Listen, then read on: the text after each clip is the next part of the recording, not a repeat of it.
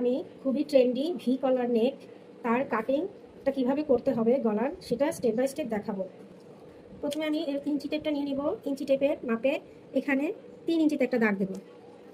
আমি যেহেতু একটু ভারী মানুষ তো আমার 3 ইঞ্চিতে ঠিক মতো হয়। আপনারা যারা একটু শুকনা তারা আর 2 সুতা কম নিতে পারেন, 2 সুতা কম নিতে পারেন, 3 বা 3.25 এটাই ঠিক ঠিক আছে। তারপরে এখন আমি ডেপ্থের মাপ নেব। এখান থেকে এ পর্যন্ত আমি 7 করি, সো আমি 7-এ দাগ দিয়ে নিলাম। আপনারা আপনাদের প্রয়োজন মতো নেবেন এবং এটা আমি লম্বা রাখবো কাটিংটা 14 পর্যন্ত। সো 14 নম্বরে একটা দাগ দিয়ে নেব। 7-এ দিলাম, 14-তে দিলাম আর এখানে দিলাম 3-এ। এখানে হাফ ইঞ্চিতে একটা দাগ দিয়ে নেব আর এখানে হাফ ইঞ্চিতে একটা দাগ দিয়ে নেব। হ্যাঁ, এখন এই দাগগুলো আমি মিলিয়ে নিয়েছি। দেখেন এই যে একটা স্ট্রেট লাইন দিয়ে একটু সোজা করে দিলাম আর এখান থেকে এইটা একটা আমি মিলিয়ে নিয়েছি আর এখানে আমার হাফ ইঞ্চিতে একটা দাগ আছে। এখন এই হাফ ইঞ্চি থেকে আমি একটা ভি শেপ দেবো, একটু রাউন্ড করে একটা ভি শেপ দিয়ে এইভাবে করে একটা শেপ দিয়ে নেব আর এই লাইনটার সাথে এই লাইনটা মিলিয়ে নেব।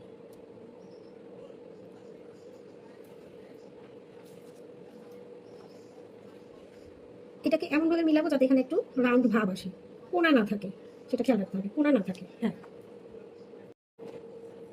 এখন আমি যখন কাপড়টা কাটবো তখন অবশ্যই এখান থেকে 2 সুত কমায় আমি কাটবো। মানে এখানে হাফ ইঞ্চি আছে, হাফটাকে আমি অর্ধেক করলাম, অর্ধেক করার পরে যতটুকু হবে হাফের অর্ধেক, সেই অর্ধেক বরাবর আমি কেটে যাব।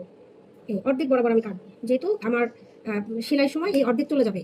এই বরাবর হাফ ইঞ্চি কাটলে তাহলে আমার গলার কাটিংটা অনেক বড় হয়ে যাবে, কারণ এখানে কলার পট্টি বসবে। কলার পট্টি হচ্ছে 1 ইঞ্চি পরিমাণ, তো যদি আমি এখানে বাড়াই দিই তখন এটা ফিট হবে না। সো আমাকে এতটুকু পরিমাণ গ্যাপ রেখে কেচি দিয়ে কেটে নিতে হবে। এই যে এতটুকু পরিমাণ গ্যাপ রেখে কেচি দিয়ে কেটে নিতে হবে।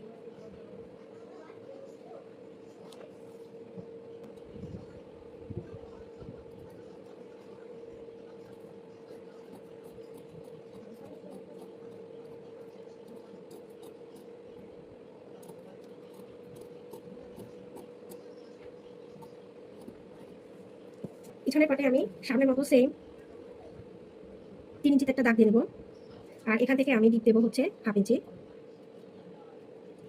আমি একটু মিলিয়ে নেই। এই হাফ ইঞ্চি বরাবর আমি রাউন্ড করে একটু কেটে নেব।